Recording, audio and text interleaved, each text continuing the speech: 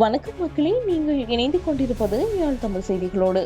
யாழில் சட்டவிரோத மணலுடன் கண்டெய்னர் வாகனம் போலீசாரால் கைப்பற்றப்பட்டுள்ளது.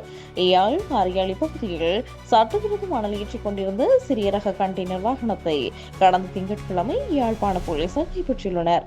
குறித்த சம்பவம் தொடர்பில் தெரிய வருவதாவது, ஆரியாலி பகுதியில் சட்டவிரோத மணல் கடத்தல் இடம்பெறுவதாக அண்மையில் புதிதாக யாழ்ப்பாண பிரதான போலீஸ் பரிசோதகராக பொறுப்பேற்ற பாலித செனவிரத்னவின் பணிப்புரையில் குறித்த பகுதிக்கு சென்ற போலீசார் இலக்கு தகடற்று மணல் ஏற்றிக் கொண்டிருந்த குறித்த வாகனத்தை கைப்பற்றினர்.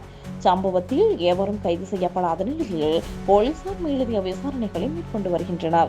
இதுவும் செய்திகள் நிறைவடைகின்றது. தொடர்ந்தும் எமது யாழ் தமிழ் செய்திகளோடு இணைந்திருங்கள். வணக்கம்.